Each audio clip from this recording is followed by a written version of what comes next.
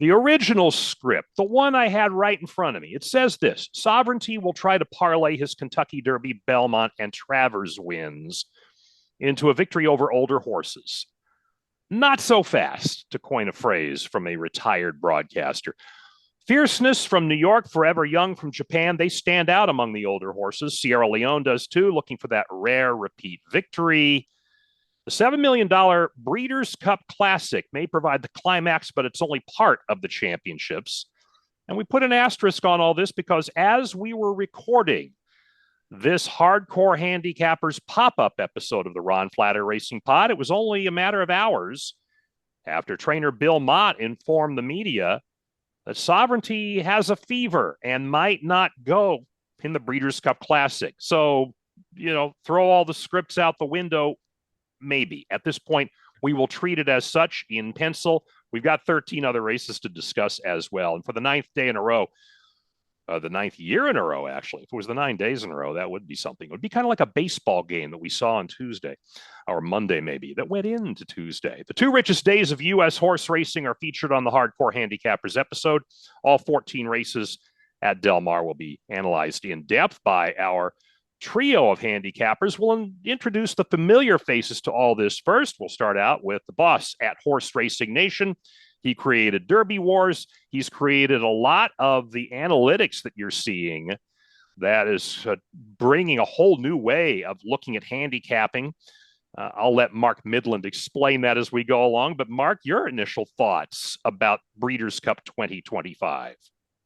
Yeah, it's dynamite 2 days of racing, 14 races that are mostly open, and because of a couple of moves and if Sovereignty doesn't go or even just questioning his, 100%ness, this is going to be 2 days of wide open betting. So really looking forward to it and can't wait.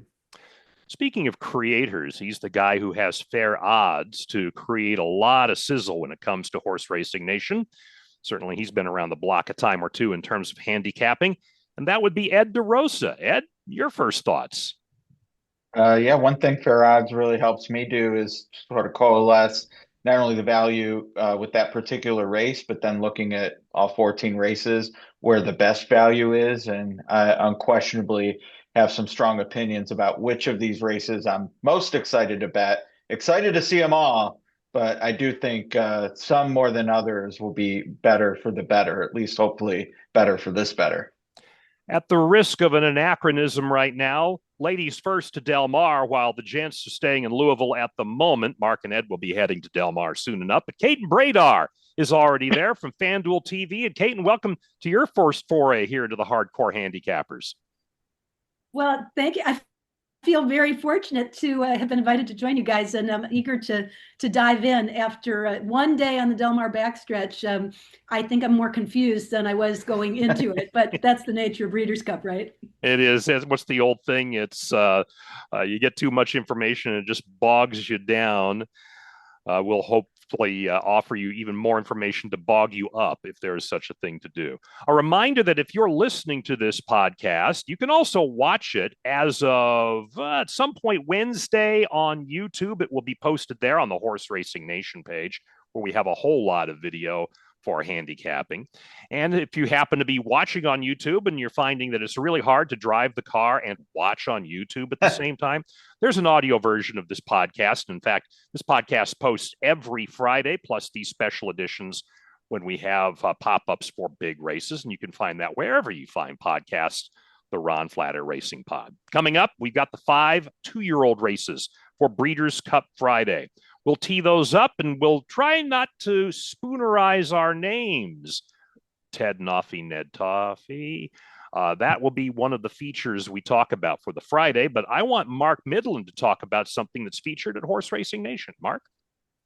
Yeah, Ron, just keep it really simple. The Breeders' Cup Super Screener would not play Breeders' Cup without it. Last year, Mike struck on Friday in the Juvenile with Citizen Bowl, which was a big price. Was he the other Bob or the other Bob?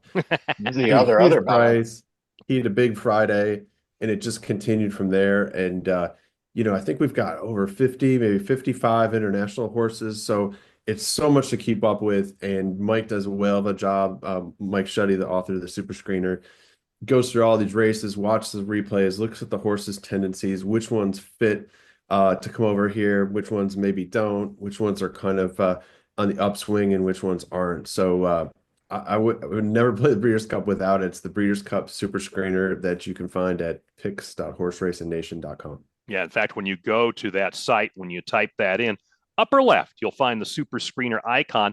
$57 to get you the whole package. It's going to be maybe the best money you spend, and hopefully you get it back like that. And there's also some other Super Screener packages to get you through the year if just Breeders' Cup is not enough for you.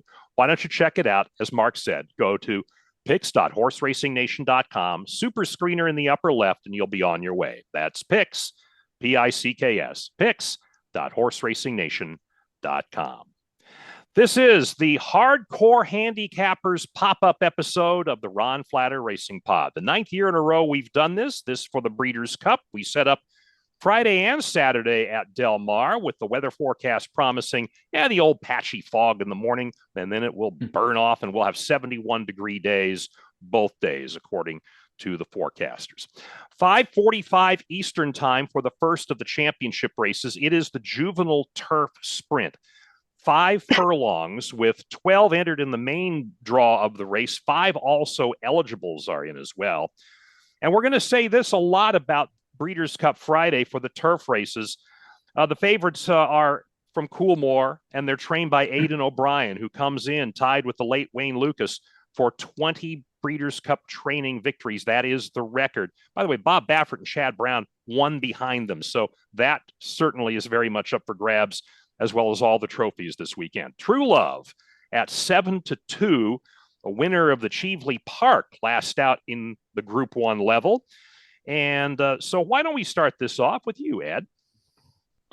I have a lot of respect for the Euros, as always. I love that they get that weight break, so to speak. They tote a lot more in Europe when they come here. So I am international heavy the rest of the Breeders' Cup. But to kick things off, I'm going to keep it here in the States, although this one actually shipped to Woodbine for the prep. I think Sci-Fair is a legitimate contender here. And for those who are familiar with the Brisnet PPs, some of which we have free on our website, when 2-year-olds run a late pace rating of greater than 100, I had learned through the years, and I used to work there, so this is data tested as well. That is a solid indicator of talent. And Sci-Fair got a 102 in his off-the-pace victory in the Algonquin, and that came after pressing the pace in his stakes debut. Just kind of ran out of gas after striking the front too early, too back. So I think they figured this one out. I think this horse is a big threat. I don't mind the post, and Arad Ortiz is by far the best jockey in the Breeders' Cup the last 10 years. So nothing against the riders who have been on him. This is a big upgrade on a good horse. Sci-Fair for me. George Weaver trains the number 10. She is by Not This Time. Mark? So, Ed, when you and I agree, I can't remember if that's really good or really bad. I think it's actually pretty good. I think what's the saying? Half the time it works 100% of the time, something like that. So, it's like playing the races, you kind of come up with these gut feelings or things and tendencies. And one of the things I'm going to try to do, this pod has really helped me just kind of go with my gut and go with instincts, because a lot of times when you have those instincts, they tend to be something there and be right. And I have kind of one unofficial stat that I have when it comes to turf sprints, and it goes something like this: don't mess with George Weaver in turf sprints, because he comes loaded. Yes, the numbers that you talked about in Briss, I mean, this horse ran a great race, came home very fast, and so True Love's probably the best in Europe, but I think we got a good shot to win this one for the home team with Sci-Fair number 10. All right, Caton, your turn. Yeah, I'm going to go back to the chalk here, but it's interesting because I probably would lean toward Lenny Liu, who met up with True Love at Royal Ascot earlier in the season. I think both of these are sort of the tops of the division, and they've maintained their form coming forward. True Love, though, got the edge that day and then has continued on and winning that Cheveley Park last out. Looks as good now, according to Andy Biancone, as she did when she was at Royal Ascot. And that's real key for me with Aidan O'Brien, just 3 wins away from setting a mark for Group 1 or Grade 1 events. I'm going to just go to True Love default there. But I'm going to use Lenny Lou. I'm waiting to see what the odds are because I have a hunch that Lenny Lou is going to get overbet. Maybe in part because of us and all the coverage we've given Andy and the horse. And so in that case, to me, then it's a no-brainer to go with True Love. True Love, as we mentioned, Aidan O'Brien trains this No Nay Never filly for the Breeders' Cup Juvenile Turf Sprint. By the way, I'm also going to go that way because I've learned over the years, don't bet against Aidan O'Brien. It's almost better to bet with him in every race and then take your chances on ROI. But we'll see how that goes. And I may not do that for the whole day on Friday. Let's get to the second of the championship races on Friday, 6:25 Eastern for the Juvenile Fillies, a mile and a 16th featuring 9 runners. Explora at 5-2. She is by Blame.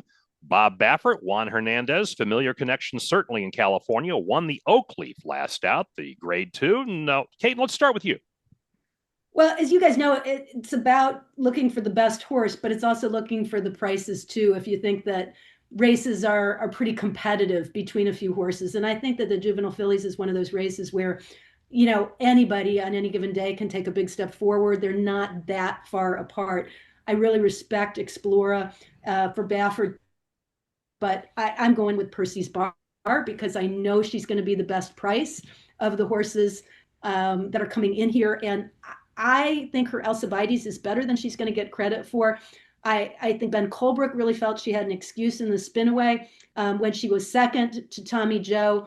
I don't think very many people would argue that Tommy Joe was probably well-deserved to be put up via DQ just because of the trip and Percy's Bar coming over. But I thought that wasn't something that was an indication of her being better. I don't really like Tommy Joe coming into this race, and I love Percy's Bar because I think she's stronger and better with each race that she's run for Ben Colebrook. So, and she's going to be the best price of any of those horses, I think, that have a shot and are coming off good efforts. Ed? Yeah, I agree with Kate, and I'm going to try to beat Explorer as well. And I was surprised when I did a story for HRN looking at jockeys.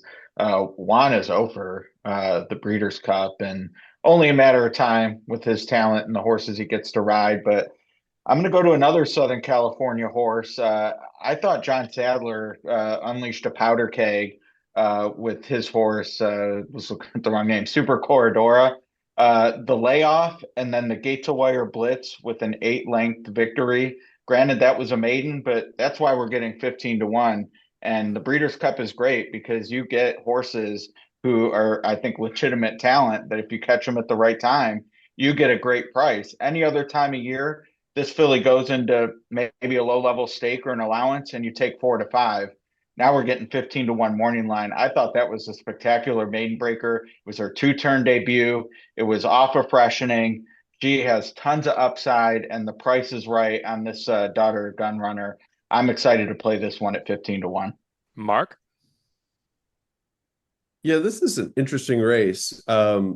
There's so much speed in here that I think there's potential for something coming off the pace. And so I think we're kind of all hitting around it, having respect for Explora, but some interesting options, could Super Corridor come off the pace, Percy's Bar. I'm going to go in another direction with the number 9, La Wally, and finish 4 and change behind Explorer in the Oakleaf. Looking for more pace here and looking to see if she can turn the tables with Flavian Prada. Nobody's mentioned the other Baffert, and the other Baffert who's owned by another Baffert. Jill Baffert owns Bottle of Rouge, who only beat Explora, and has beaten 2 who were in this race. Yeah, this will be her first time going a route, but by Vino Rosso? I mean, that should tell me that she can go a route. And by the way, has extended or at least made up ground late in her races so far. So I'm going to go Bottle of Rouge, 9-2 on the morning line that David Aragona wrote. So that's where I'm going with the Juvenile Fillies. Juvenile Fillies turf at 7:05 Eastern time. That will be a 2-turn mile at Del Mar. And this one, again, featuring Aidan O'Brien, this time Christophe Soumillon, who is effectively taken the place of the injured Ryan Moore as the top rider for Aidan O'Brien. Not 100% of the time, but at least certainly has been the case in some big races during the late summer and early fall. And it is indeed precise at 6-5, who will break from post 13, outermost post in this field, has won 4 in a row, including the the Group 1, put a dollar in the jar, Ron, the Group 1 Phillies Mile at Newmarket last out. So let's start with you, Mark, on the juvenile Phillies turf. Yeah, wow, 6-5 on precise from post 13. Don't love the post, and feel like this is a place where you can take a shot. There's a decent amount of pace in here too, depending on how much the Europeans go, but I've got to go with the one Ultimate Love at 8-1. Huge closing late pace run in the stake at Laurel. Undefeated in 3 starts on the turf, all turf routes, and just love the way this one's coming up to the race. Hopefully Johnny V can get a good trip on the inside and unleash that late run. All right, let's go to you, Caton. Yeah, I'm kind of leaning toward the favorites in here, but precise is going to be such a short price that it's hard. So Pacific Mission is sort of the other European that I do respect, and that is going to be a better price for sure. Who lightly raced, has just the 1 win, but ran a really good race last out in Group 2 competition. And again, this is more the price play, also the pedigree. It's a Juddmonte homebred, so they don't necessarily come over unless they really believe their horses are competitive and have something to gain with it. So Pacific Mission will be kind of the flyer there for me. All right, Ed? I'll be the chalk eater. I think this filly, the shades of last year, she's just better than these. She's going to have to be from post 13. The outside post going a mile on turf at Del Mar is 0 for 28. Post 13 and 13 horse fields, 0 for 14. Post 14 and 14 horse fields, 0 for 14. So, yeah, it's not great, but we did see Henri Matisse win from 13 in a 14 horse field last year. So maybe some hope. I do think she's above and beyond them, but because I am taking chalk, I will throw out real quickly Final Accord at 15-1. I think is worth, maybe sliding underneath for a slice. Cassie has a big string at Woodbine. I love the fact that he shipped this one to Aqueduct off the maiden win. He definitely could have left her home at Woodbine, but didn't. So that speaks to the confidence. Stretches out here, certainly worth a look underneath, but O'Brien came to win this. Caton, I'm with you on Pacific Mission. I mean, look, she was blowing bubbles in the starting gate in that last race and still managed to come back and finish second for Andrew Balding and Colin Keane, who will get the ride this time around. So I'm going to go in that direction. And by the way, Mike Shuddy last week from Super Screener here on the podcast pointed out that while those wide draws at Del Mar are normally bad, they have come up rather large in the Breeders' Cups at Del Mar. So not so fast necessarily on the overarching stat, although the overarching stat, Ed, to your point, is there for a reason. Right. I will also point out that Aidan won with a pair of 14s at Keeneland a few years ago. So, yep, it's an honest horse, and the lads really thought that they would do well on the outside. To the juvenile, I mentioned Ted Noffey, who's going to be the 4-5 favorite on the morning line for the climactic race, although not the last race on the card on Friday. It's a 1 16th mile race. 8 are in. Speaking of a wide draw, Ted Noffey got the 8. And so the Spendthrift Farm homebred by Into Mischief, Todd Pletcher training, Johnny Velasquez riding. He's 3 for 3. He's won 2 grade 1s with the Hopeful and with the Breeders' Futurity. And I could go on, but Caton, I'll let you go on and on. I will go on and on about Ted Noffey because though favorites have not fared very well in the Breeders' Cup Juvenile as a specific race, I think it's a matter of time before that trend goes by the wayside. But more importantly, I feel like he is head and shoulders the best. It doesn't always play out that way, but every time I've seen him, he looks good. He carries good weight. He bounces out of his wins and then comes back and wins by more. He's got a very consistent pattern. He kind of runs the same race every time. And I just don't see, unless something comes up, any reason to try and beat him in this case. On the numbers that I used with a projected speed rating, he's 6 points faster than the next closest horse. And he did the win so easily in the Breeders' Futurity that I feel like he can come right back and run equally as well, if not stronger. Mark, are you joining the Ted Noffey Marching and Chowder Society? Yeah, I mean, pretty much. I'm going to play the 1 and 8 together. So the 1, Intrepido for Jeff Mullins. Hector Barrios is up. I think he's run, pretty strong race in the American Pharoah, and comes in here, gets an inside post. And so I'll try to beat him in the sense that I'll play the 1 and 8 together if that works. All right, Ed? I pretty much agree with everything Caton said. The pattern, I mean, this horse does not miss an oat. You look at the workouts, it's clockwork, pardon the pun. And then what he's done on the track, obviously, takes it to another level. Outside post in all 3 races so far, so won't be able to use that as an excuse. And his last 2 had the triple-digit first net late pace rating. So he's pressing paces, and he's going on with it in ways that few 2-year-olds are able to do, especially ones that are typically near the front. Maybe they catch up to him next year. We've seen some pretty salty maiden wins. No one's put it together like Ted Noffey has, though. He's the most likely winner of the Breeders' Cup. Maybe not the best value because he's going to be odds on, but he's the most likely winner. If you're fans of Aaron and Marie Jones, I hear you yelling at me. Yes, they bred Ted Noffey, not Spendthrift, so I apologize for that. It was a $650,000 purchase at the September yearling sale last year. Be that as it may, the only little fly in the ointment I would say for Ted Noffey is the Saratoga and Keeneland do not have a great track record for producing with 2-year-olds from their early races into the bigger races coming up. May I refer you to East Avenue last year from the Breeders' Futurity? But look, that was a bad start, and I'm with everyone else. I am with Team Ted Noffey. All right, to the finale of the Breeders' Cup Championship races on Friday, and that is the Breeders' Cup Juvenile Turf at 8:25 Eastern Time. It's the 2-turn mile, 14 plus 1 also eligible. And back to Aiden and back to Christophe Soumillon on board with 3 second-place finishes in a row in Group 1 races. May I say this the way Dan Aykroyd did in Trading Places? Stad is 9-5. Ed? I'm about to give out a pick 3 that I think would pay $480 cold, but this horse, Caton talked about the number she uses. I'm a Ragozin devotee.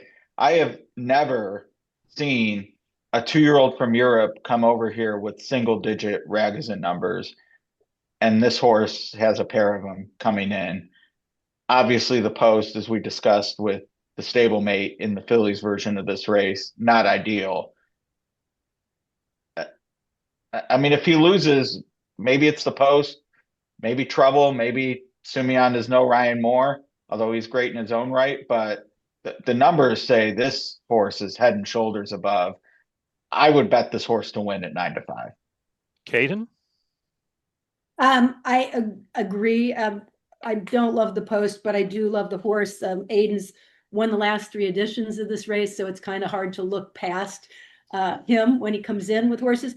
The horse I'm going to play, though, that with Stad, that has I think, potential to be a good price, and is the 9 Argos.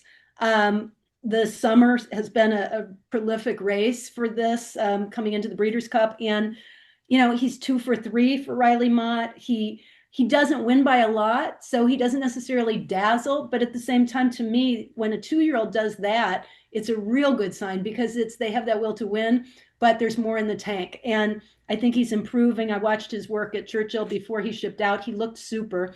And he has my favorite latest theory, which only works as long as you start having winners. And then when it gets beat, then you jump off that bandwagon. But the ascending buyer figure, he debuted with a 60, came back with a 77, even as he went into stakes company, and then graded stakes company.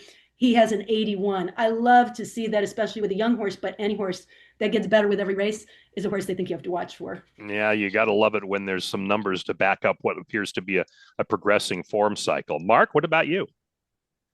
Yeah, pretty similar. I mean, I think the 14 Gestad looks great. For other horses, I'm going to use Argos. I think, like Caton said, a lot of reasons coming into this race really well.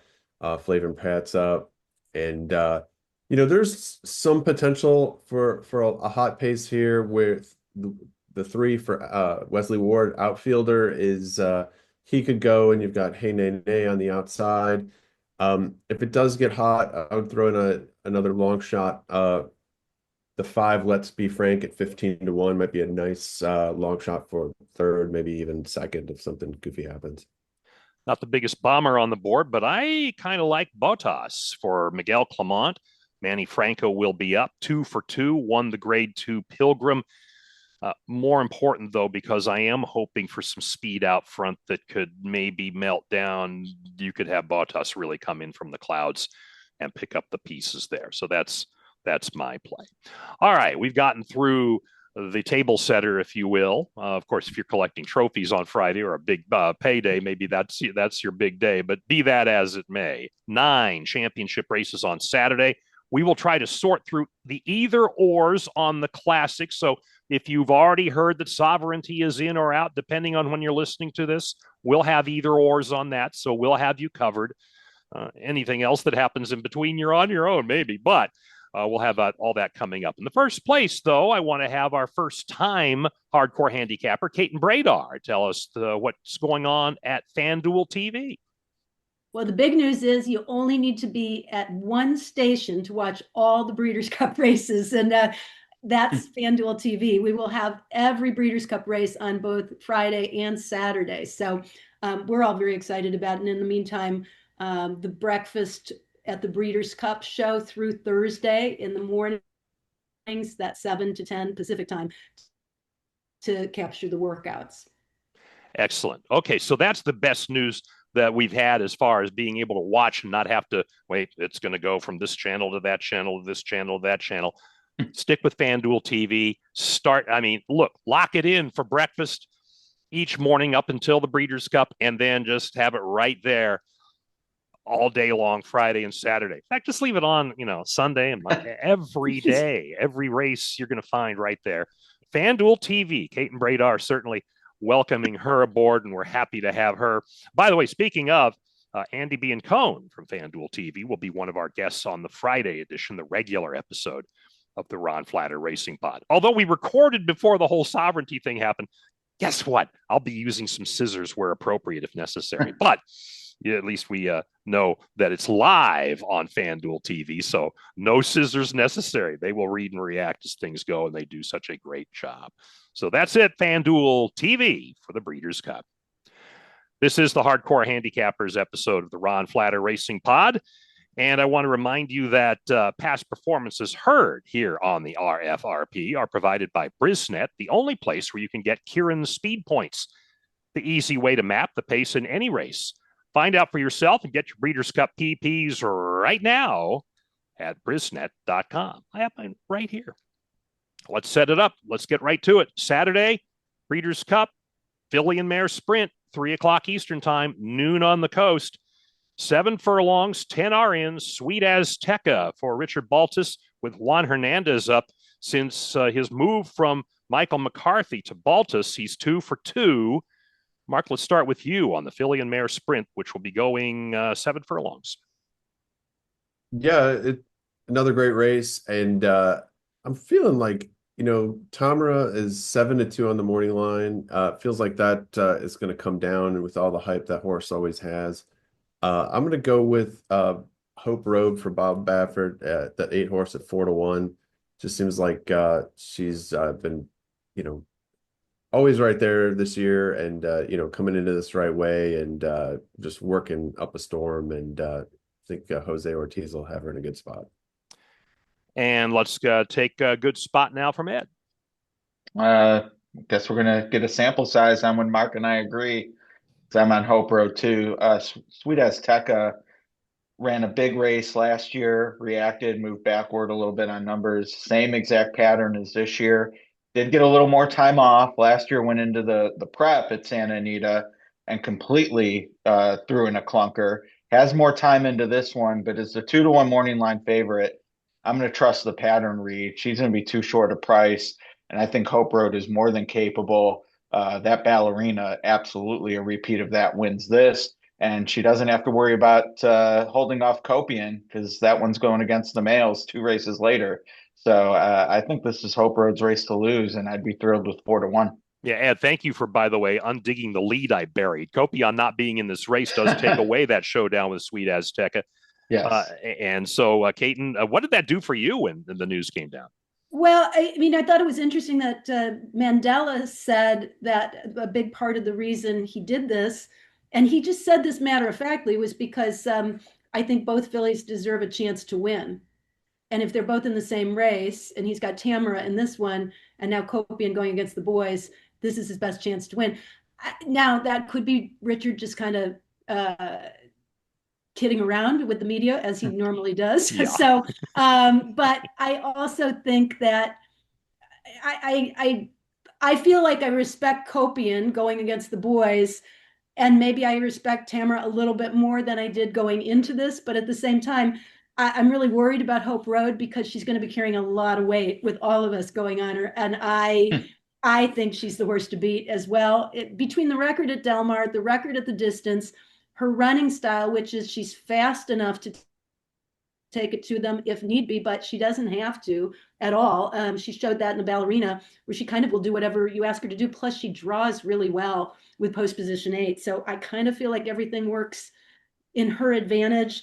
The horses that I'm going to use with her, I respect Sweet Azteca, and Sweet Azteca doesn't drop poorly either. And then the Bava is the horse for me that I'm not quite sure what to do with, because her win in the Chicago wasn't against the toughest company in the world. Zeitlos on the day can be a good horse, but I just don't feel that she's proven this time she can win at the highest level. And yet I would hate to leave her out. She's really good at 7 furlongs, and this will be, I believe, her last race. So I'm going to kind of use her probably with Hope Road. Is there a horn I could sound for a bomb alert? I've got a bomber here I'm going to be on, and that's going to be Hall and Ice for Saffie Joseph Jr. with Tyler Gaffalione, a rider upgrade for this Coal Front filly. 4 years old, won the Princess Rooney last out to qualify for this race. And so, yeah, I get it. Gulfstream, summer, not the greatest track to have a track record coming into the Breeders' Cup, but that's why you get 20-1 if you go with this horse. That's right. 341 Eastern. Last year, right? I'm sorry? He won it last year with Soul of an Angel. Thank you. You just gave me a little more fuel for my ammo. Thank you, Mark. God, I've been loving this. Yeah, I just wanted to add there too. If Hope Road doesn't win with all of us on the bandwagon, I do think the other Bobs are potentially dangerous as well. Splendora and Richie. Yeah, the other Bob is never a bad angle in races. I mean, period. All right, let's get to the turf sprint. This one will be just 5 furlongs around one turn. 12 plus 4 also eligibles at 3:41 Eastern time. And we look to, no, not a Euro, but then again, I mean, this is not exactly the big stronghold for Euros. Motorious for Phil D'Amato and Antonio Fresu, staying at home in Southern California with a nose loss to Reef Runner in the Green Flash. So they come back for this race, and Motorious gets the rail draw at 7-2. Ed, let's start with you for the turf sprint. I'm going to hedge a little bit just because I was disappointed to see Motorious made 7-2. I thought maybe I'd get a little bit of a better price. At 7-2, I couldn't pull the trigger, but I do think he's in the mix, even most likely winner, but would like to see him drift a little bit. But at 20-1 morning line, and I'm going to be flying the flag a few times as we discuss these races. But I think Invincible Papa at 20-1 would absolutely be overlooked. Woke up on the turf. It seems like, I don't know a lot about class or trainer patterns over there, but, just looking at the types of races this one was in, And then they go to Group Company, even though it was already competitive, sprinting on the dirt, and ran well, and shows up here. And this is not a stellar year in my mind for turf sprinters. Last year we had Cogburn. He didn't run that well, but we had a bona fide superstar, a horse we were excited to see. And there was even horse of the year talk for Cogburn. There's no such horse in this race this year. So I'm intrigued by Invincible Poppin'. Would definitely take a flyer at this type of price. Thanks for reminding me about Cogburn. Those were a few dollars out the window. Caton? There's a filly who's coming in from Ireland that was lost this morning in the workouts because she came out at the same time as Aiden's Army, and everybody was paying attention to all the Aiden O'Brien horses on the track at the same time. But she's quality, hasn't won in a really long time, but she runs a good race every single time. Colin Keane is going to ride her, and a very capable rider. She's 4 for 23 lifetime and has competed against the top level overseas. I mean, her knock is that she doesn't win a lot, but this is the type of Euro that comes over and form delivers. She is, from what I'm hearing, not that far behind Arizona, the Arizona Blaze, who 3-horse will be, I think, one of the favorites. I mean, who has some of the best European form of anybody in there and is very effective at the distance. So I just think the Euros are better overall than any of the U.S. horses. I respect some of them, but Arizona Blaze and She's Quality are the 2 horses I'm going to be kind of zeroing in on. All right, let's check in with you, Mark. Yeah, that's interesting. I mean, I do want to kind of come back to a Euro here. I didn't like Arizona Blaze as much because it's more speed, and I think the American speed sometimes causes problems. So I'm going to take another look at She's Quality because I'm wanting a closer as far as the Europeans. But right now I'm just not that creative, and right now looking at Notorious and this horse. Horse players, you have these horses that frustrate you, and this horse. Not only cost the Derby Day pick 6 to Mage when he lost to No Balls by whatever was a length on a bad start. Then he came back and he had the bad start, and the Delmar Stewards put him up over Reef Runner this summer, which was very painful. And so I'm hoping he can get it done for me on Saturday. Draws the 1 hole. He's 4 for 5 on the Delmar turf, going 5 furlongs with 1 second. So hoping Notorious can pull it. I remember hearing some compliments earlier in this episode about George Weaver. And for that reason, I'm going to look for a price with Governor Sam, who's coming off of a 4th place finish, but by only a half length in the Grade 2 Woodford, and cuts back. Well, doesn't everybody in a 5 furlong race, it seems, but cuts back from 5.5 and was caught late. And it just looks like from PPs, you think, well, maybe this horse was built more for 5 than 5.5 and 6. Gets Flavian Pratt for the ride. Yeah, I get it. It's not the primary jockey would normally go there, but listen, that's why you get a price. So I'm looking at Governor Sam. Let's go to the sprint, which is 6 furlongs on the main track, 14 plus 1 also eligible at 4:21 Eastern time. Ben Tornato won a listed stakes at Churchill Downs last month. Jose D'Angelo trains. Irad Ortiz rides 5-2 on the morning line. Caton? So on the PSRs, Ben Tornato is 9 points faster than Copian, which for me becomes an automatic, like you got to play. But at the same time, Copian is just one of those horses that like I want to make the case for. So I guess at the end of the day, I'm going to make the case for Copian, but it's sort of against my better judgment because Ben Tornato, I mean, draws better with an outside post, has the better number, comes off the win. That to me is the most likely winner. But Copian is the horse that I kind of rode in on to begin with, and now I'll be sick if I go off of her just because she draws the 1 hole, and I'm looking at all these things that tell me this is what you should do. So I wish that there were more science than heart in this game, but I think most of us play on our heart as much as we do the science of it. Okay, Mark? Yeah, I'm gonna go with Bentornato. Obviously ran second in this race last year, and then as far as being prepped slash pointed for this race, I don't think you get much more pointed than this. That this is his second start of the year, so won nicely at Churchill 49 days prior to this race, and so they're kind of going all in. We'll see if it works. It's a 4-year-old instead of a 3-year-old last year. I read Ortiz is up, and I'm going with Bentornato. All right. Ed? I again pretty much share Caton's thoughts, although I may be a little more bullish on Copian. She's fast. I'm a little surprised hadn't run at this 6 furlong distance yet, so that makes it a little interesting.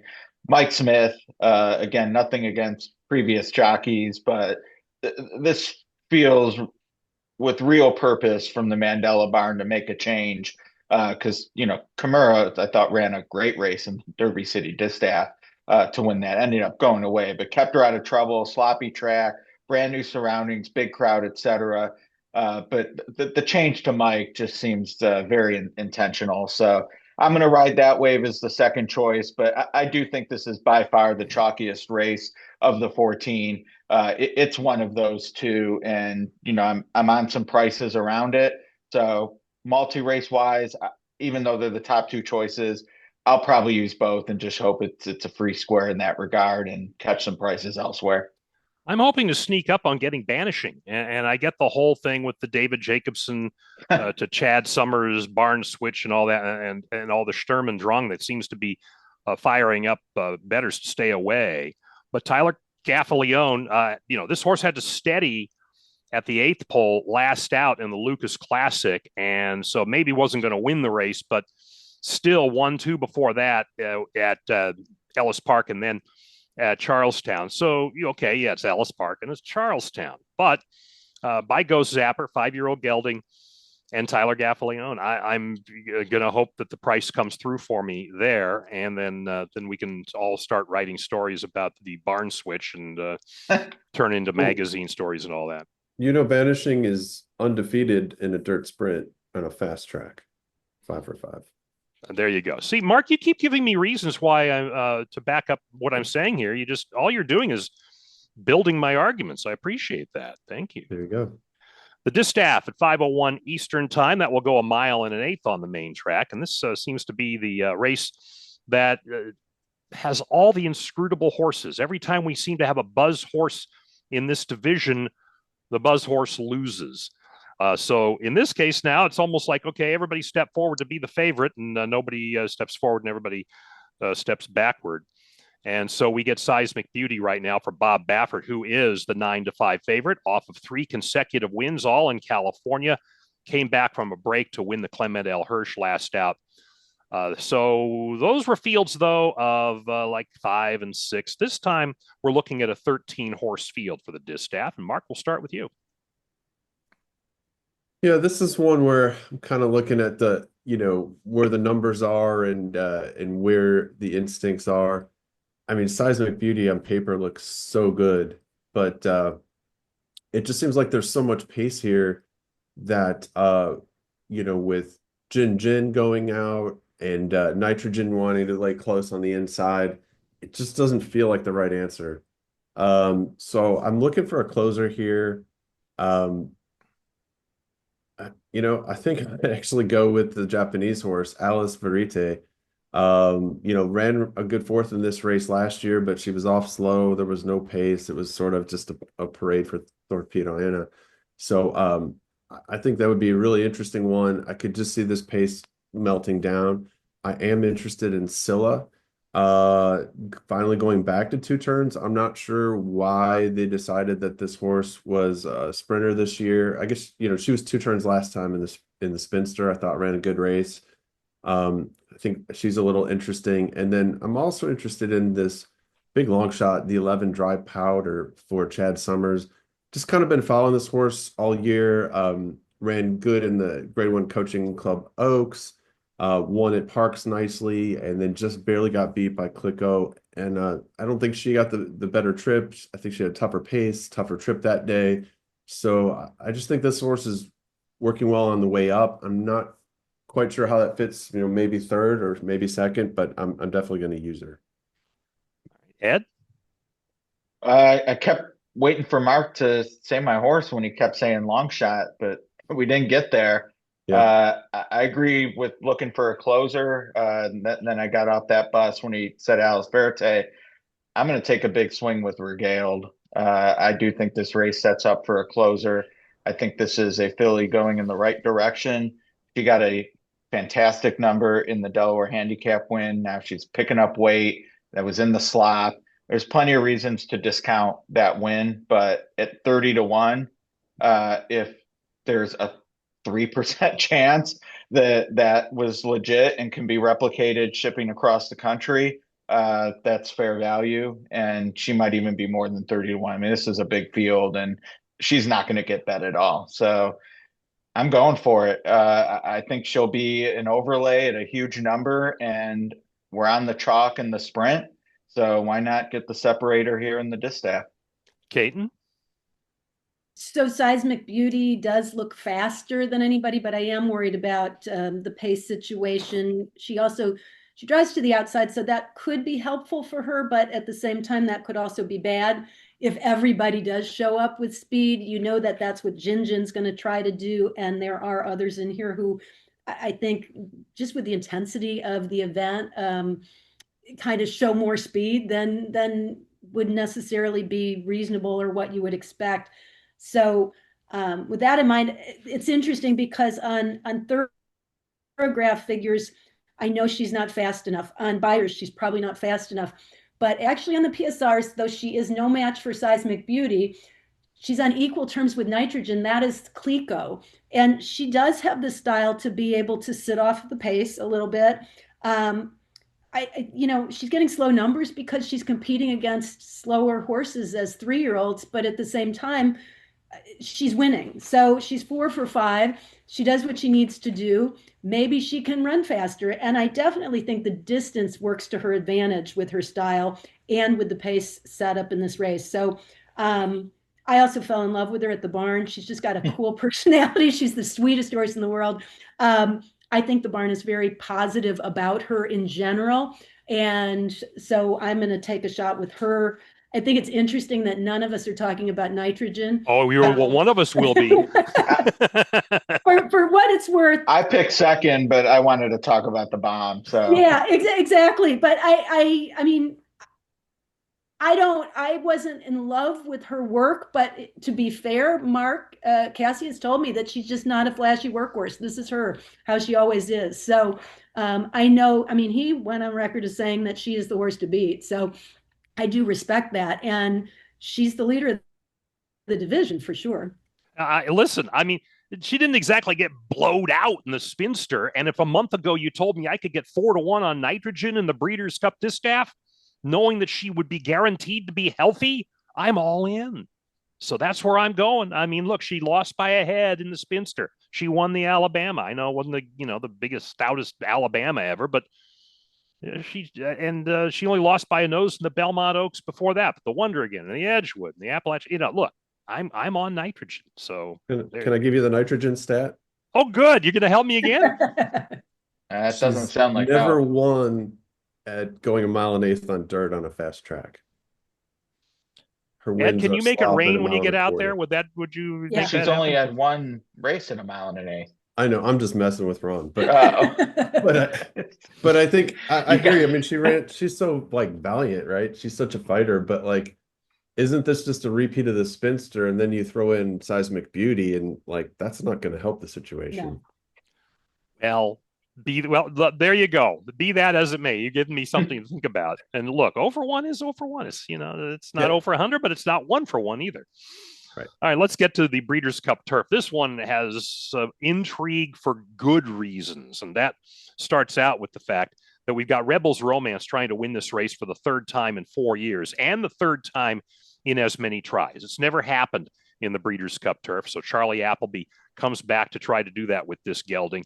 You talk about a star among horses coming in here, and what a privilege it is that we have had to witness this horse over the years. And coming off of the victory at Bach in the Joe Hirsch Turf Classic with Frankie Dettori up. This time, William Buick will have the ride 5-2, not the favorite. In fact, it's the 3-year-old filly Mini Hawk against the boys, who looked like she was going to have the ARC 1 in Paris early this month, but then then she was caught by Darris at the line, but certainly acquitted herself well against the boys in that race on a track that is traditionally bottomless at Paris Longchamp. She is 8-5 on the morning line for Aidan O'Brien. So right there, those are the headlines for what really promises to be a terrific renewal of this 1.5-mile race, 3 turns at 5:41 Eastern. Ed? I think it's one of the 3 big name Euros. I'm going to go with the longest price of the 3, Goliath. Horse actually beat Rebels Romance, which in European racing terms seems like forever ago, but it was just last summer. Or that wasn't Royal Ascot, was it? No, but nevertheless, beat Rebels Romance in a Group 1 at Ascot. And I think, I wouldn't say form darkening because he did win last out, but it was a German Group 1. Couldn't run in the ARC because he's a gelding, and just kind of out of sight, out of mind for the races we typically think of feeding the Breeders' Cup Turf. So I think we get a little bump in value there, but he's coming into this the right way. Ragozin, which I know some people poo-poo the numbers they and Thoroughgraph, a similar service, do for turf races internationally.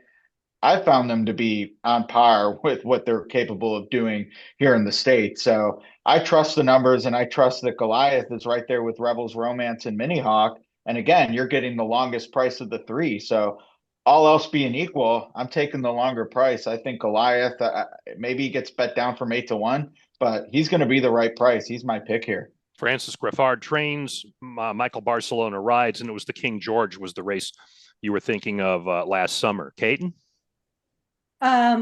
Well, it's fascinating for so many reasons, the race as a whole.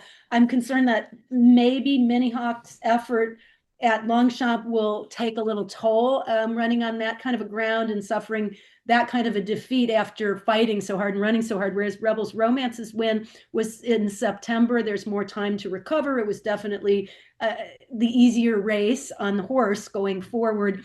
So I'm going to go with Rebels Romance. I feel like he's the horse, and the horse I'm going to use underneath. This is not a win play at all, but that is so consistent, never wins. I've never been right with this horse, but the one thing I will say is he hits the board every single time, and I really think he can hit the board again, and that's Tawnyport. 12 post with Manny Franco. I think he'll be really big odds if you, just in case that's the day, you throw him on top if something happens to the Euros. But I don't see him winning, but I do see him being an absolute use underneath. All right, Mark? Yeah, I mean, much like everyone else, to see this down to the top couple. I don't know this as far as the 7 Salawi looks like it could show a lot of speed that could maybe pose a problem with Goliath. And kind of like Caton said, I'm really between Rebels Romance and Mini Hawk, but I mean, the ARC was such an amazing race. I'd love to see Mini Hawk win. The way those 2 threw it down in the ARC, 5 lengths clear of 16 other horses, was just an amazing finish. So, but I think Caton's right. It's probably the smarter play is to play Rebels Romance, who's got who's not coming in on short rest and is properly prepped and all that. But I'm gonna be rooting for Mini Hawk to win. Those of us who are bullfighting fans, who are regulars to the Ron Flatter Racing Pod, know about El Cordobez. And of course, the Ron Flatter Bullfighting Pod is going to be tackling his life and story. El Cordobez, the number 10 horse at 15-1 for Charlie Appleby. Yeah, how about the other Charlie? Can I get maybe a Rebels Romance El Cordobez exacta box going here? But coming off the 3rd place finish in the Joe Hirsch Turf Classic. Before that, won the Sword Dancer, and has also been, fairly short priced and has been competitive in all his races. Godolphin spent $2.3 million on this Frankel gelding. He's 4 years old. The thing that also interests me, the dam sires See the Stars, who last time I checked could run a distance of ground. So I'm going to look for a price with El Cordobez and hope that Mark has one more stat that will buttress my case. No. No I, buttressing. no buttress. I think I smell eggs. All right. Let's go to the classic. And again, we're going to go with the either or here. We know the story. You know the story, having listened to everything that's happened since we recorded this podcast. Chances are you know full well whether Sovereignty is in or out.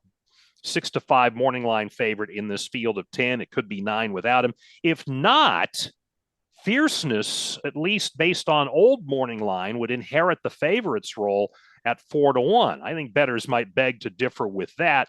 But let's just try and tackle this thing. I'll just wipe the canvas clean. And Caton, let's start with you. How are you tackling the classic now with all the unknowns?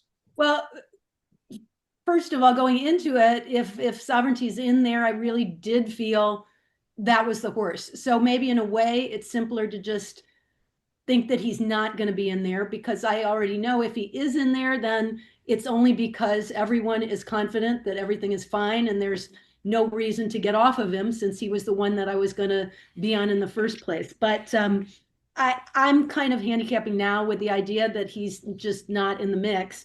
And the horse that I was most intrigued with, even as a threat to Sovereignty going in here, was Nevada Beach. I feel like he's sort of the horse that doesn't get any mention lately. I mean, because we're so fixated on those horses that ran in the Breeders' Cup Classic last year, or those horses that come out of the Triple Crown, and that's all valid. But Baffert has that way of having the latest to the party be the horse that we should have invited in the first place. Nevada Beach is coming off those back-to-back wins. The Goodwood really, really impressed me. There's no reason. The only thing is the question is whether he's that good at 1.25 miles against better horses, but I don't see why he wouldn't be. He's at home here in California and looks like he's trained really well. He's progressed, talking about the ascending buyer figure theory for me with every start of his career. So he's almost the prototypical Baffert horse that comes in a little bit under the radar, and then afterwards everybody's going, why weren't we talking about him all along? So yeah. He's kind of the one. And for me too, Caton, I mean, I'll say it right now. I'm on Forever Young, and I'm on Nevada Beach. In large measure, for me, the way Baffert spoke after the Goodwood win, he was so confident about going to the Breeders' Cup Classic when he's normally so cautious.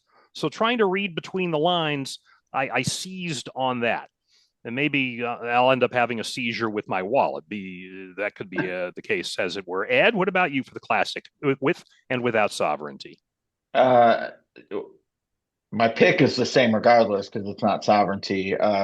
Forever Young, extremely excited to bet this horse with Sovereignty in the race. Hopefully a healthy Sovereignty, of course, because we would not get anywhere near the price we would get with Sovereignty in. So he's a strong single for me. I go back to the Saudi Cup as the race of the year so far on dirt, especially. I think it was the best race, and yeah, he was a turf horse that he beat.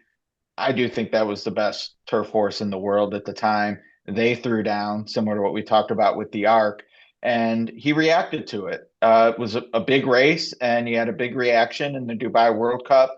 Was still third, and it's not like Hit Show is embarrassed anyone since. He has 2 stakes wins since the Gold Cup. Is Hit Show better than Forever Young? Of course not. But after the Saudi Cup, that just wasn't his day. He's back. He's freshened. It's a similar pattern. Our colleague Candace brought up a great point that even though this lead up to the Breeders' Cup is similar as last year, if you look at the last month or so, the travel and the shipping nowhere near the same, because he didn't have the Derby between the Dubai trip and Japan. So I just think he's coming into this the right way to run back to that Saudi Cup race. And if he does, Sovereignty in here or not, he's the winner. And I plan to single him in everything. And he's my best bet of the weekend. Listen, I love second up, which is the term we used in Australia for second off the break, second up, because he looked okay in winning that race in Japan last out, but I think that can really be setting him up to be that much more, taking the rust off from all that rest. Mark, what about you for the Classic, either or? I mean, yeah, with Sovereignty, it's tough. I just felt like he is a length or two better than these, and it's just like, but I really want to try to beat him because, you know, and then it's one of these deals where like, oh, I got to hope for a tough trip for him, but he's going to win by a neck anyway, kind of thing.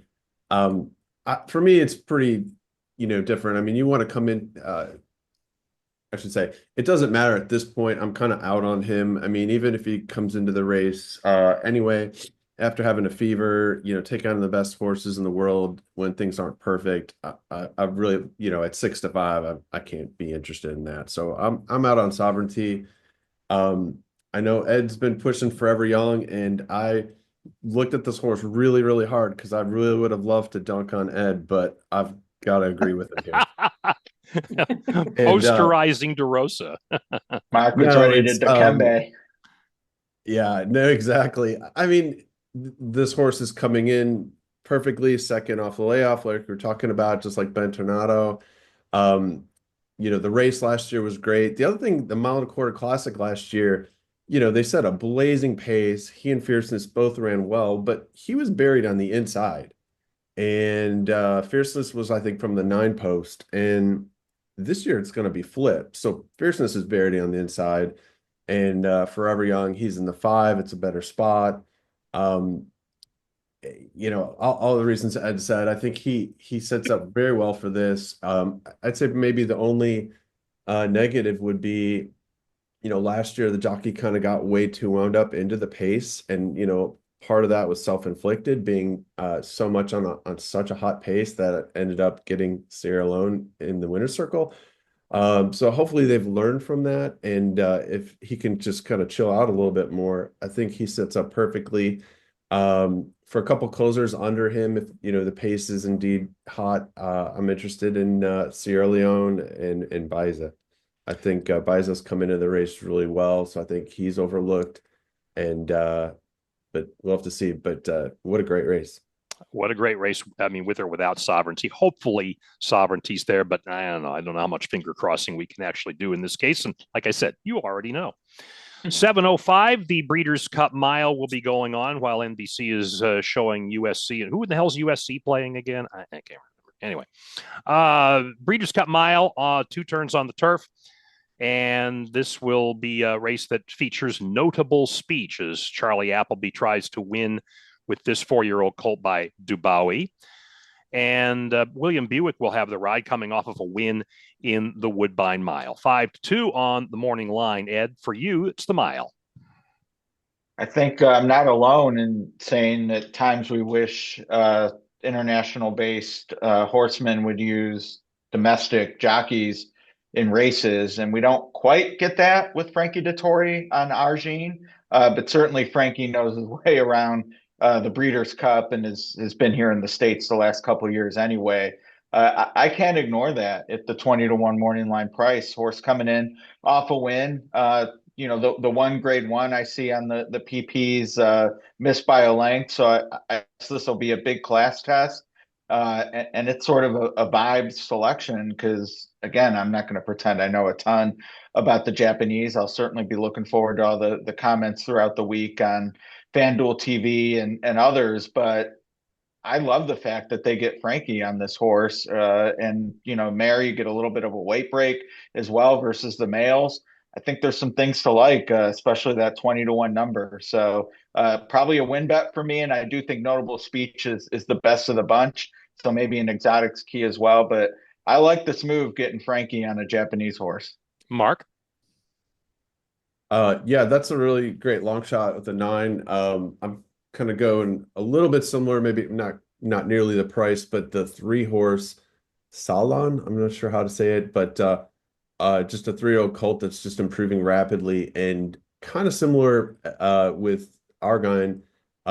He's coming in off of a 55-day layoff. So basically he takes a step from, you know, wins a grade 3 company, group 3 company in France. Then first weekend of September wins a group 1 at Longchamp, and then sits out all the other stuff. And to me, that just says that they were pointed. They decided at that point they had a horse that could come to the Breeders' Cup and win. It would be a lot easier to run back on Arc Day or some of the other races in Europe. And when you see that confidence and you see them pointed, I think that's where something you want to take note of. And so for that reason, I'm on the 3 Salon. Caton? Notable Speech is the top horse for me, but the horse that has some odds that I'm going to play with Notable Speech is Rhetorical. I, again, usually favor the Euros, and I don't think this is an exception, but at the same time, I think Rhetorical is a horse who, among the U.S. contingent, has a shot to be very competitive with these horses. His turf mile was good. I don't think he's shown that he can beat the quality that the Euros have, but that said, he's gotten better with every race. He's 5 for 6. He's training exceptionally well, and he does have that grade 1, as well as that really nice progression. So I'm definitely going to use him. And it's impossible to compare because you don't have speed figures quite as reliably on the turf races for overseas as you do here in the US to compare. So you're comparing apples to oranges. But I mean, if you just look at what we do know in North America, Rhetorical is very competitive with his speed figures. So among the highest in the field. So plus there's got to be a Not This Time, right? After as many Not This Times have been winning lately everywhere you turn. Yeah. So I'm looking at the Lion in Winter. Okay, second at 12-1 in the QE2 at Ascot last month. Well, actually, not even last month. It was just 10 days ago. Okay, so Aidan O'Brien wheeling back. It's going to be 2 weeks back. Christophe Soumillon gets the ride. But this horse was sweating bullets in the paddock before the race. So I may look to see how this horse is looking before the race. If we're looking at a washed out horse again, then I'll be back to the drawing board. But at 6-1 and hoping a little longer, I'm going to look at the Lion in Winter for O'Brien and Soumillon. To the dirt mile at 7:45, and this one features 10 horses going the 2 turns around at Del Mar. And so remember that, by the way, when you're checking your history on this race. Sometimes it's a 1-turn race, sometimes it's a 2. In these last 2 years, counting this one, it's a 2. Nisos, he of having been scratched when he was expected to go in the Pacific Classic. So his last time out was a win in the San Diego Handicap over the mile and the 16th. Would be cutting back then from that. Bob Baffert trains, Flavian Pratt rides. 8-5 morning line. Do you trust the fitness of a horse who hasn't always been fit, Caton? Yeah, I'm not as concerned about the fitness, honestly. I think he's in for a reason. He's a really good horse. He's training really well, and when he's able to string races together or stay in top condition to be able to run, I mean, he's been almost unbeatable. You can't really hold his loss in the slop against him. It was almost a winning effort. So I really do respect Nisos among them, but Full Serrano has a little bit of a home court advantage, I think, in my mind. And that Rosario, John Sadler combo, Rosario certainly knows what he's doing with them. It's deja vu for me. I think he looks as good as this year as he did last year physically. And so he's probably going to be the top pick for me. And there is a price horse that I'm going to use as well. And that is, I don't love the Post, or I probably would be even more bullish, but the One will take it. Maybe it doesn't matter because of his style, but throw out his last race in the ACAC. This is a horse that has speed figures to be very competitive in the race. Hasn't proven he's at this caliber, but he came off the layoff, got really keyed up in the starting gate, reared up, was acting up, and then stumbled badly, took him completely out of his game.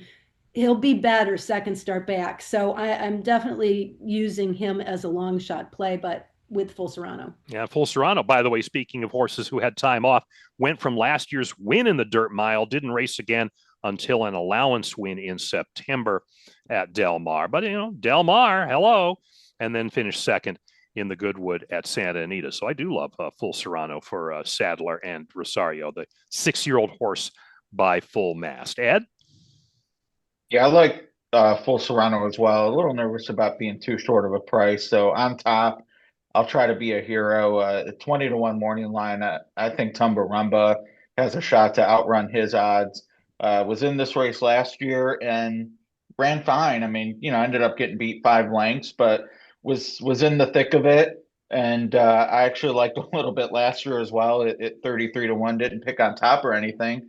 But on the far turn, I was like, oh, this might end up being something, and then it didn't. But I think this horse is primed, and Brian Lynch, that bullet work Man, 1 out of 67. That is absolutely motoring. So I think they're here to fire their best shot, which obviously most horses are. But at 20 to 1, I think that this horse has some races on the page that, with that bullet work, any improvement can be in the mix at a big number. Let's see now. Did I get? Oh, Mark. Yes, I'm sitting here. I'm sorting through the next race to be fully honest while I was sitting here talking about this race. Mark the Dirt Mile. I don't want to forget No, I you. get it. There's a lot to look at. Yeah.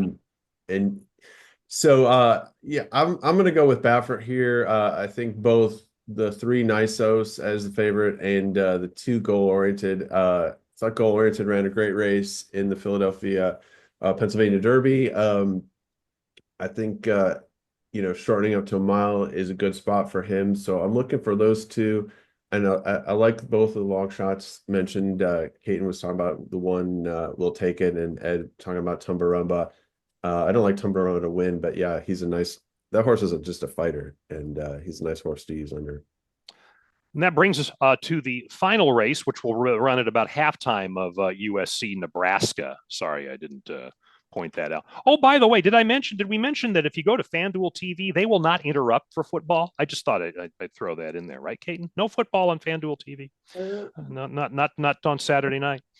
All right, 14 horses are in the Breeders' Cup Filly and Mare Turf. It's 1 3/8 at Del Mar, and Gazora for Francis Graffard. Michael Barcelona will be up, coming off of a 13th place finish in that wet running of the Arc. But before that, second in the Prix Vermeil on Arc Trials Day in September. And even before that, the prestigious Prix de Diane, also in France at Chantilly, a winner there at 1 5/16. But in soft going in these races, three of the four, well, let's see now, 1, 2, 3, three of the last four races in which this horse placed were on soft turf. Peter Brandt is the owner, and you have 7-2 odds for a pretty wide open looking race, Mark.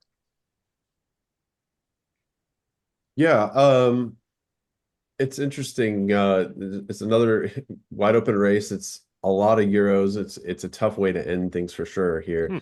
A couple things. I started doing looking at the posts because they kind of start on the turn, and kind of did a little bit of a deep dive. And I think actually the outside posts are preferred here, and which you wouldn't think because the inside posts can tuck in. But if you remember last year, Mora won from post 10, and Cinderella's Dream was on the inside, and Mora she kind of moved early, and just kind of moved on the outside, and Cinderella's Dream got buried on the inside and came too late. But I think what happens is as they go into that first turn, the outside horses come over, and so the post stats look better for the outside horses. Also watched the other time they ran this distance at Del Mar, and Love's Only You won, I think was the post 8. The top 6 finishers that year were post 6 and 6 through 12. And so I do think for that reason, I'm going to probably fade Gazora a little, maybe for second, and start and look to the outside. I'm going to go with 14, See the Fire. Really just like the way that she's coming into this. Love her races in Europe, even though she's not been winning. And I think if she finally gets a pace here, can really be competitive. And then just kind of based on what I was looking at the posts, I'm probably going to, use Cinderella's Dream in second, probably a little bit more than I might have. And she feels pretty. I'm kind of in and out on, but I think I'll use her in second as well. Caton? I think that given the configuration at Del Mar for this race, with it being the 3 turns, it becomes a real dicey proposition for the horses that like a Stellify. I think maybe if this were at a different course, I would like Stellify a little bit better as having a chance to upset. But this really plays, I think, to the strengths of the Europeans in here at Cinderella's Dream. It, for me, is the top pick, although I was interested in Diamond Rain. Diamond Rain is a really big filly. She looks like a colt. She's huge. And I almost think in a field like this, coming over here, that might be a little bit of a disadvantage with her size in terms of trying to get a trip. Billy Lockney, her rider, is Billy the Kid, very good but very young rider, as opposed to William Buick, who's ridden both those horses before he lands on Cinderella's Dream. So that'll be the top pick for me. Ed? I will take Diamond Rain. I thought she was getting to She Feels Pretty in the EP Taylor, and certainly don't think there'll be any issue with the extra half furlong, the mile and 3/8, and she's been past that in the past anyway. So uh, I think the sort of thought around the race, and I was up there, so I interviewed the runners up while waiting for the winner circle stuff, and I definitely think they were very pleased with that effort and thought it was something to build on to keep her stateside. So the fact that she does show up here, I see as a big boost of confidence to turn the tables on She Feels Pretty, who I do think's the filly to beat, but she's marooned out there in post 13. It's a long way to go, 3 turns. So I'll take the inside horse in a turntable moment for Diamond Rain. Last year, Charlie Appleby had a full string of horses here in the U.S., and one of them was Cinderella's Dream, who won the Belmont Oaks and the Saratoga Oaks, and then finished second to Moira in the Breeders' Cup Filly and Mare Turf. This time breaking instead of from post 3 will be in post 9. And so, the interesting thing I find with her, Appleby has run her at shorter distances back in Europe, but has stretched her over here. So now stretches her again after coming off the 1 mile third place finish in the Chariot Stakes early this month at Newmarket. So I'm going to go in that direction. My only qualm there is 9-2 seems a little short under those circumstances for me. So I may be tote board hunting, and depending on what I have left of any money I have by the time this race rolls around, I could also be maybe I will go to USC in Nebraska. Who knows? We'll find out soon enough. I know better than anyone that it's tough to make a morning line, but Gazora is not going to be the favorite of this race, correct?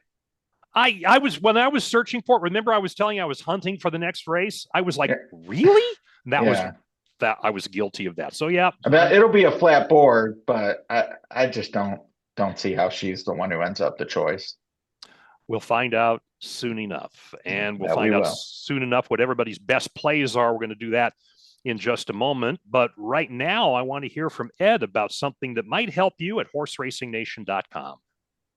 Since Mark already touched on Super Screener, which absolutely will help you not only this week, but every week, Mike Shetty puts it out. I'll talk about a product we have available daily, and that is the First Time Power Ratings Report, which in 2025 has a flat bet profit on the 5-star horses. And I always say, as a handicapper, that's very humbling because I spend hours looking at races and trying to make money off it.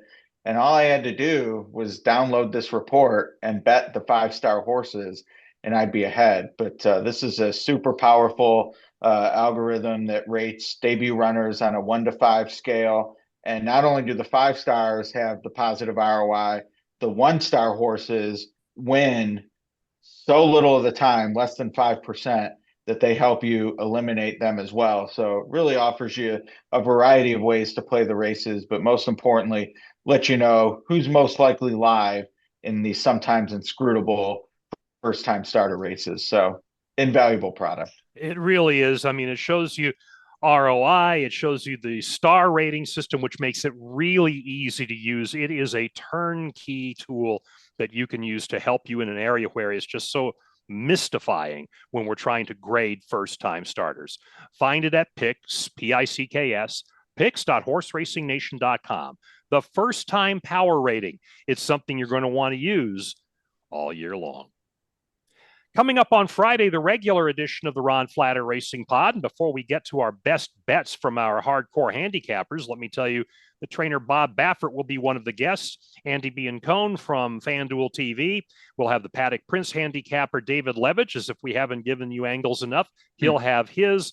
And, of course, with John Sherva and Keith Nelson and I, with all of our tomfoolery, or in their case, John and Keith foolery, will be also along, and we'll also have some of your feedback too. All ahead, Friday edition of the Ron Flatter Racing Pod, which will be, if you're listening after Friday, just the very next episode, right after this one.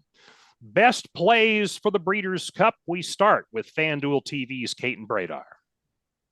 You know what? I go back to the classic, and this is the caveat that sovereignty wouldn't be in there, but that's the best opportunity from a betting standpoint, because a lot of times people sort of lose hope or lose faith a little bit in a race with sudden changes at the end.